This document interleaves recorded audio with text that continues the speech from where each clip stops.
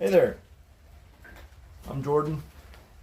Welcome back to Crooked Path Forge for a long overdue Anvil Side chat. It's the new year. I hope you guys all made it through the holidays well. You have your health, your happiness, and a strong right arm or left arm for swinging a hammer.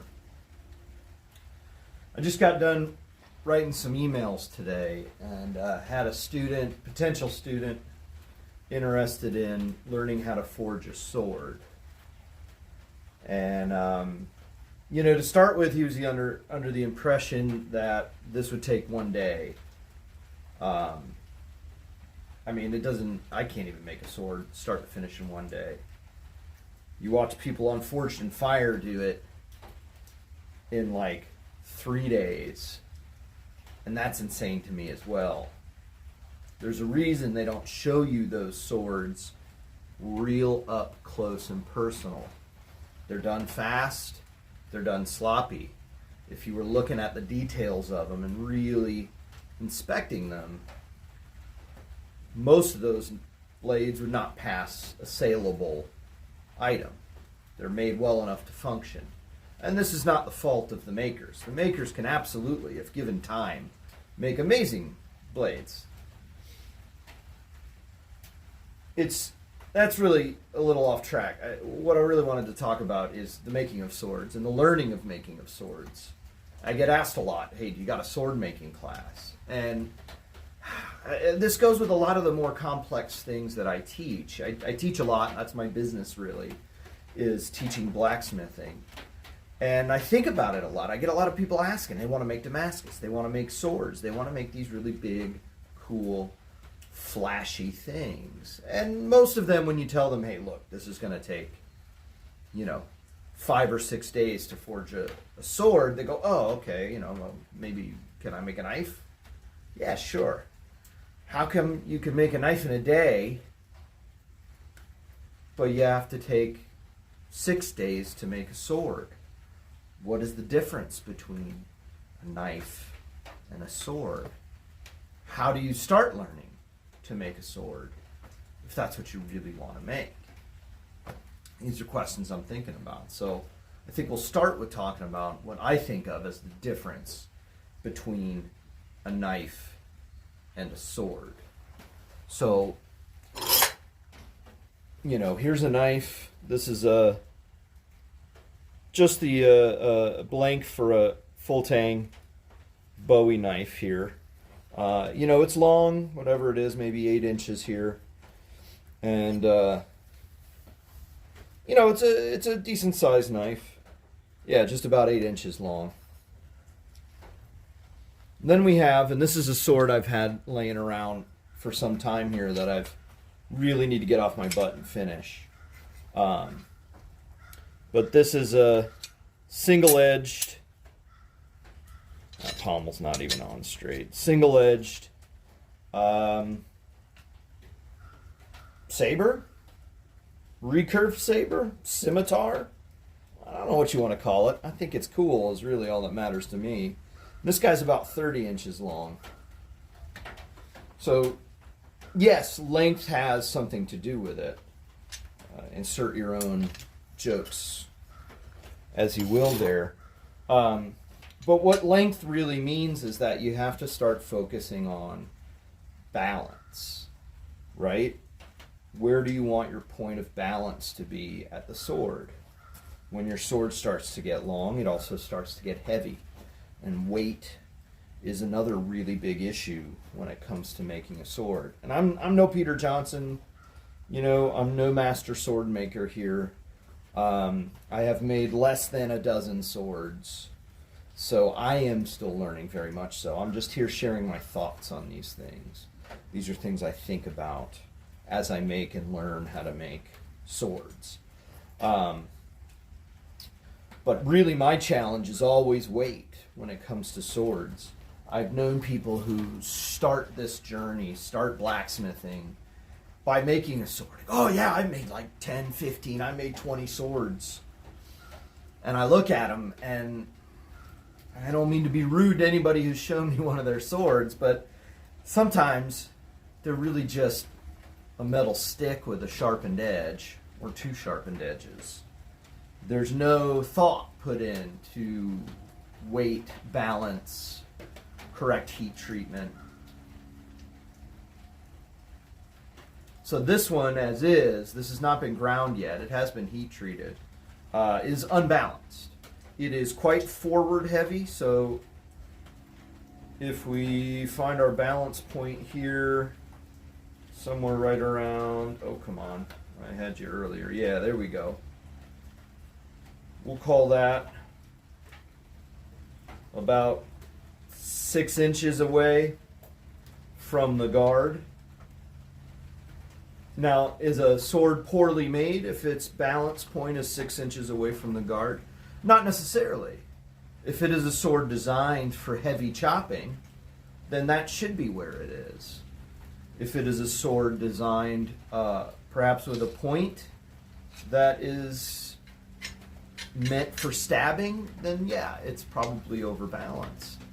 The use of the tool also has a factor in where this balance point is at.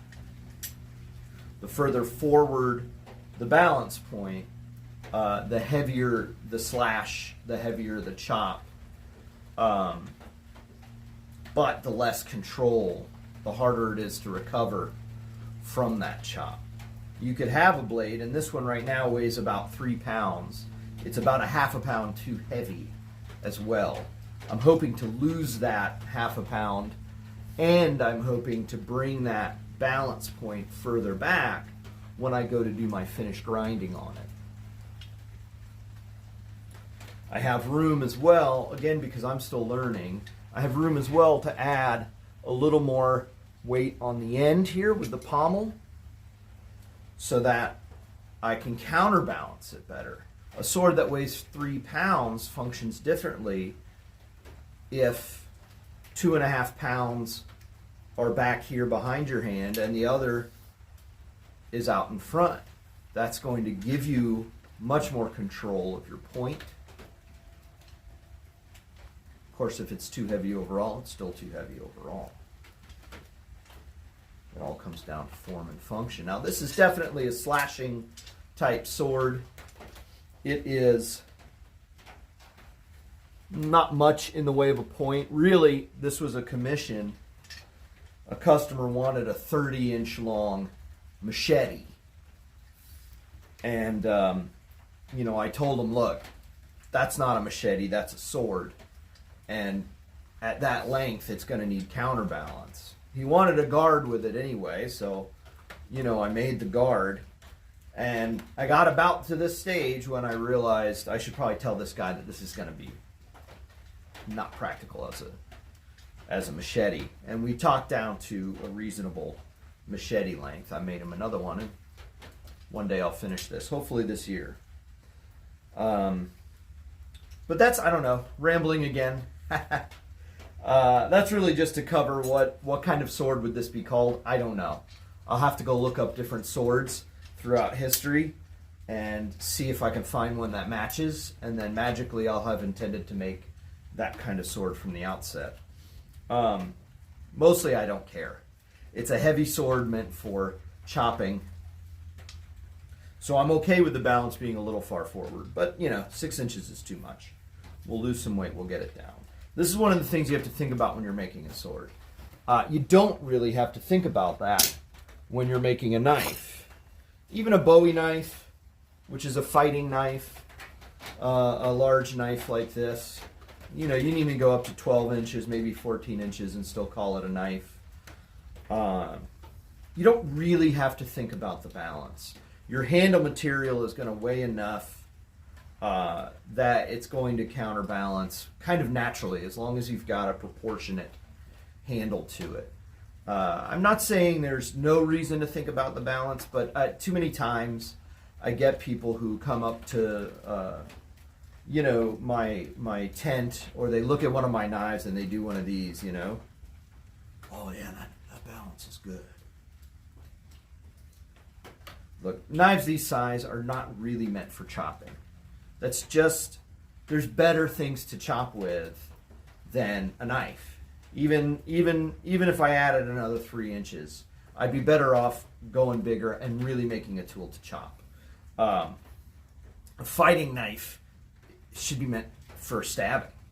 That's how you kill someone in a fight.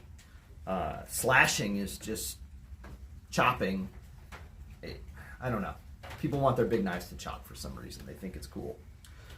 So having this forward heavy, pointed fighting knife or chopping knife, I'm not a big fan of.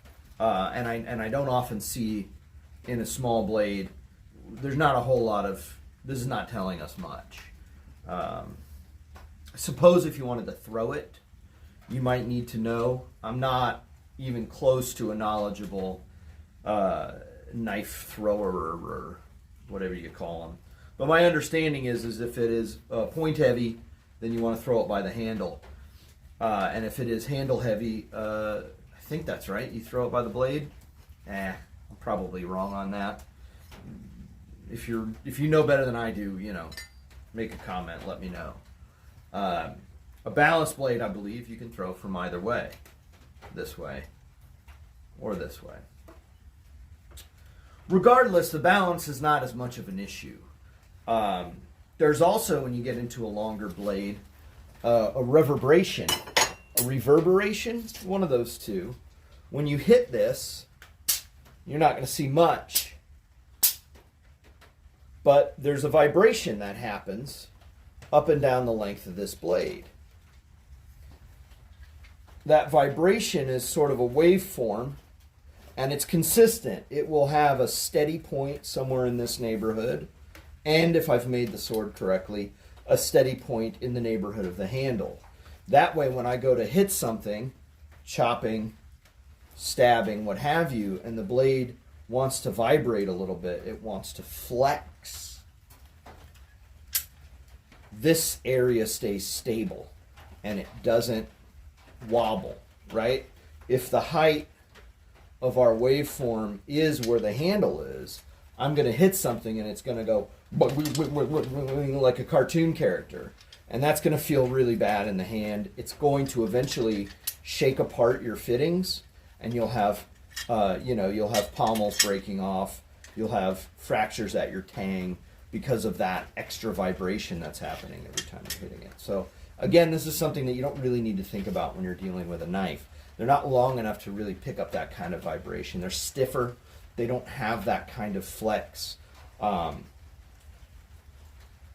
And so these are the things, I'm rambling quite a bit. I need to stop telling you that. If you're watching me, I'm rambling.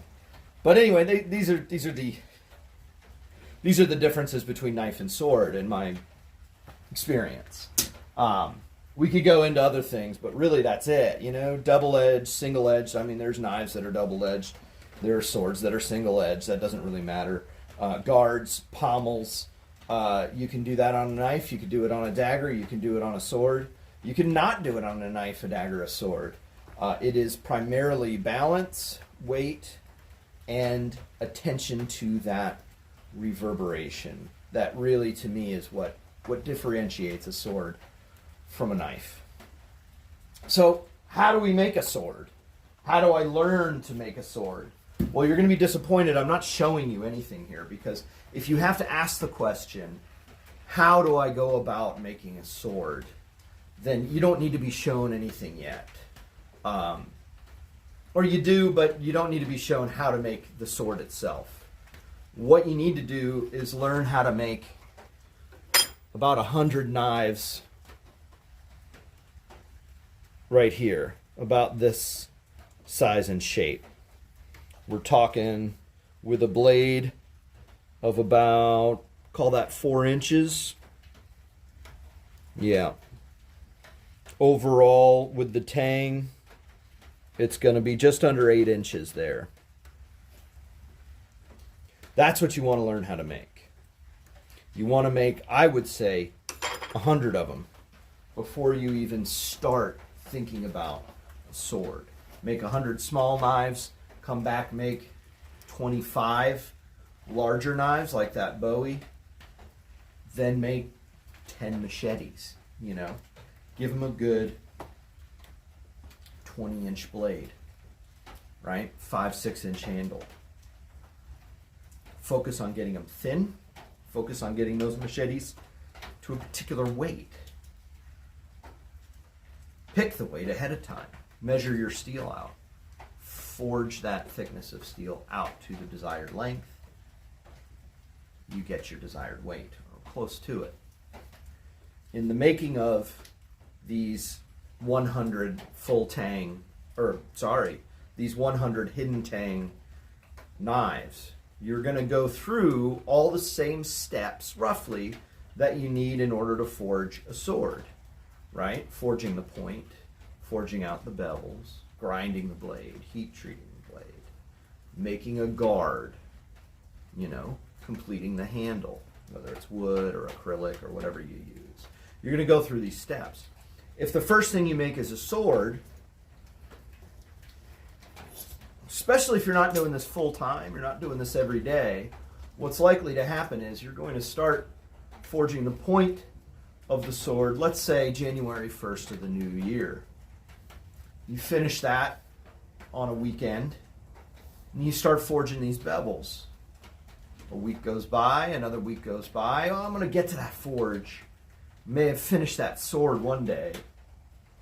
Before you know it, a month has gone by, and all you've done is forged the blade. Now you got to make your guard. Maybe you got to make a pommel. You got to heat treat it.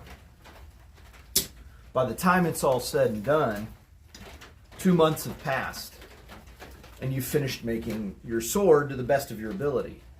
You're not happy with it. I mean, you're kind of happy with it, but you're also not happy with it because you can see everything that could be done better. And so you start over. Well, it was 2 months ago when you forged that point. Maybe if you're smarter than I am, you've got a better memory than I do. You'll have remembered what you did 2 months ago to forge that point, what you did wrong, and how to do it better. But it's very unlikely. It's also extremely unlikely that your body, your muscle memory, is going to remember any of that. And so it's almost like you're starting over from scratch. Instead, you make a little knife like this, right? You make 5 of them in a row. Day 1, you forge point, you forge bevel, you forge tang, you set it down, you pick the next one up. You do it again, set it down, pick the next one up, do it again, set it down. In one day, get to the point. Your goal, one day to forge 5 of these. All the forging done, one day. Boom. Right? Day 2, heat treat. Day 3, grind. Right? Day 4, do your handles. Do them in batches, do them in rows. Right? At that point, you're doing the point 5 times in a row. By the time you get to your second point, you just did your first knife an hour ago. You're going to remember it much more clearly. Forge that second knife. Forge that third knife. Start building up some muscle memory.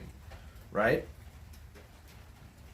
I'm going to tell you right now, you make 100 of these little bad boys, when you go to make your first sword, it's going to go so much easier. It's going to go so much smoother. It's going to turn out to be something that you really can be proud of, and not just have a love-hate relationship like I do with this sword. The other thing you want to do, and this is what I did not do with this is really my first commissioned sword, and it's why it got set aside and I made something different and better and correct for the customer, and I left this one to be finished at a later date, hopefully, maybe, or could sit around for another year. And that is because I didn't look at proportions of similar swords when I started making this. Part of the reason I need to grind some of this down, part of the reason I need to make this pommel that's maybe a little bit heavier than I want, or a little bigger or more complicated than I want. Part of the reason I may, when I get this all said and done, I may decide, shit, I need to cut another 6 inches off the tip to get the balance right. Otherwise, my pommel is too big and heavy, and it looks ridiculous. It doesn't function well. All of that is because I didn't go and look at swords of this style. Gross Messers, hunting swords, scimitars, things like that. I didn't look at them and look at their proportions and study their weights and their uses before I made this. I just jumped right in. So I'm kind of stuck with this thing that I'm a little bit unhappy with because it doesn't weigh right. It doesn't feel quite right. I'm hoping I can save it. And this year, it's my New Year's resolution, I guess you could say, to save it. Hopefully it'll be done in March. Hopefully it will be for sale at the Medieval Fair I'll be doing in March. But we don't know. We just don't know. And it's why this is a mystery. Go study some swords. Get some books. Not just like cool books on cool swords, but get books that museums produce. Get books that sword makers produce, that archaeologists produce. Books on swords that show the length, that talk about the length, the thickness, the weight, that go into these details. So you can take those details and not copy what these smiths did 100 years ago, 500 years ago, 1,000 years ago, but to be inspired by it, to start using those proportions, right? Make those blades, and then as you get more mastery over it, you can begin to play more with style and design. And that was long. Thanks for sticking with me if you're here at the end. Appreciate it. I think that's all I have to say. So, have a good one.